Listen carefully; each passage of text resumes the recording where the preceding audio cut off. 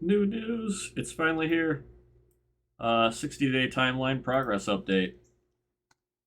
So I was just reading through this, and they're talking how it's been a couple of weeks and they're refining gameplay. Addressing your concerns by doing in-depth reviews. Yeah, about that. So there's going weapon balancing, enemy behavior balancing.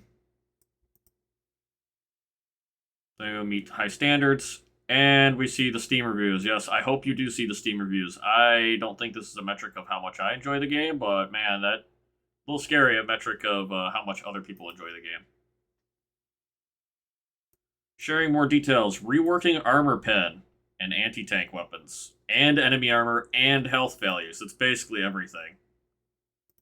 As a key part of the rework, we have done an initial balancing pass in over 30 weapons and stratagems. Those are going to be some giant fucking patch notes, dude. Oh my god. Overhauling different enemies, making them feel more rewarding to kill when you use the proper tools to handle them, but ensure they still feel formidable. Hulks will have lower armor. There'll be a limited amount of rockets on Devastators the gunship. Combat will be more balanced, and armor value of particularly tough bug enemies like Charger, Impaler, Bile Titan will be reduced. Yeah, so right here, the armor value of all the bug enemies, it's way different. When you're fighting the bots, you have so much more versatility in what weaponry you can actually use to engage the bots. And I would argue right now, for the first time in Helldivers, the bots are the easier front. I would rather go fight bots than fight bugs, but I'll fight whatever the major order is. The armor of, say, Behemoth Chargers. The Impaler, I feel like, is not as armored. I mean, it's armored in spots. When you blow the armor off its legs, though, it should be vulnerable to everything, much like a Charger, but it isn't, which is just really silly. And the Bile Titan is nigh impervious to most things. Now, this part is where I, like, question marks in my head. It's great that they're going to do this. They're buffing the autocannon, the heavy machine gun, and the anti-material rifle. These weapons, I would argue, are already bread and butter, staple, all-rounder weapons. These guns can all kill a Bile Titan from below. These guns can all kill a Hulk. From the rear, weak spots of tanks, they can kill tanks and cannon turrets. These weapons are already very effective and already very versatile. And the HMG, before the last big balance patch, got a 50% DPS increase, which was astronomically insane because I already thought it was good as is. These weapons are, I would argue, pretty devastating as is. So to see them even stronger means they are going to be very, very, very choice picks, which is good because then the autocannon already feels good because the autocannon has the same durable damage as it does direct damage. So basically, the amount of armor damage you deal and the amount of actual HP damage you deal is kind of the same. It's not mitigated. So autocannon has always felt good. HMG and the anti-material rifle have always had a high pen. Working towards additional improvements for the flamethrower weapons. Yes, please. After the last hotfix that changed hit detection, engaging chargers with a flamethrower is nigh impossible, even from the rear. I love this game, but I still cannot stay silent about that because I can't kill chargers with a flamethrower anymore. It's very difficult. I'm not talking about the 3-second kill through armor. I'm talking about like killing it from the rear. That needs to change. They're talking about player fantasies and design goals and feedback. This next update is coming out September 17th. So we've got 12 days to a big update. I know it's another one of those. We've been waiting forever for something good, and hopefully the fact this whole 30 weapons and stratagems, that's a lot. Hopefully they don't booger this up because that's the big part that's going to be what makes the game feel good. The armor changes, the gun changes, the stratagem changes, and the rocket changes are all going to be like quality of life for how equipment feels.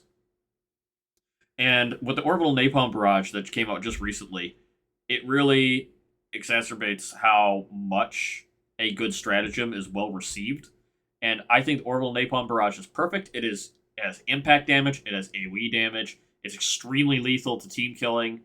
It's got a longer cooldown, so you still don't get to use it all the time, but it's absolutely devastating. We need more stuff like that in the game. We need more stuff like how the autocannon feels and how the orbital napalm barrage feels. That is what makes this game feel good. Make everything feel good and then work on the enemy count and and whatnot. You can, if you make the enemies perish faster but still give us good equipment, you can put more enemies on the screen or cycle them in faster so that you're just chewing through a bunch of enemies and you're not just being ragdolled the whole time as a bunch of enemies, which will bleed into the power fantasy because now you're just going to be slaughtering enemies left and right. But you'll still have a challenge. And I definitely want the game to continue to be difficult. And difficult difficulties, that's something that's really important to me. I like where difficulty 10 is at right now, for the most part. I want it to still be difficult. I mean, if I have one bad person on my team, sometimes I have a really rough time. I know other people are way better at the game. I know I play the game a lot, but there's definitely more skilled players out there. It'll always be like that. I consider myself above average, not god tier. So they've been looking at player feedback, internal and external playtest gameplay data, and design goals. So actually on SteamDB, there was it was posted on the Reddit. There was some developer test builds that people had access to, and they've been doing closed beta tests and whatnot with people, testing out stratagems, testing out weapons, and it's. I wish they would have made it a little more. What do you want to call it? Accessible, transparent for people to jump into some of these playtests. People talk about a test server. I feel like, either more opt-in testing or whatnot. The secretive, isolated, small testing is good because you do get direct feedback from the limited amount of testers you have, and this worked really good for the Forever Winter developers in their closed beta. They only invited hundreds of people, and they wanted lots of feedback, and they went and got all of that feedback back. It seems like they're taking a page that is similar to how those developers are working, taking a small sample size of testers and getting the direct feedback from them, rather than people just going, ooh, I want to check out new stuff on a public test server.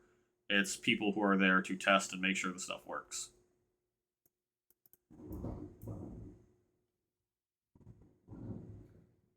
And this update will be out on September 17th, so it's another 12 days to wait, which is, it's already been a long time, and I think it was August 13th when, I can't remember, I check my other monitor here. Check my thing, yeah, it was August 13th, so we're looking at a month to provide the first iteration of major updates, which makes me wonder when's the next war bond going to come in, because we're going to have all these updates and all these balance changes, but yet we don't have another war bond. It's been very slow on the content drip, with Freedom's Flame being kind of a lackluster war bond due to flame changes. So hopefully all this balance and whatnot comes with actual more content this time around, because a lot of players are progression starved and stalled. And while making the game feel better will bring back a lot of the people who are disenfranchised with the balance, there still needs to be things to do. And I know there's a lot to do for a new player coming in. They're going to have 200-300 hours of grinding to go through, even if they rush through getting max samples and max XP.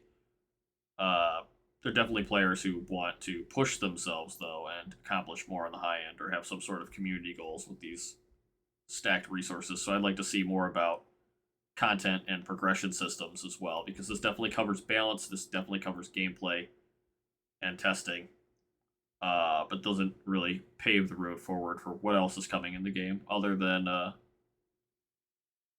better gameplay loop.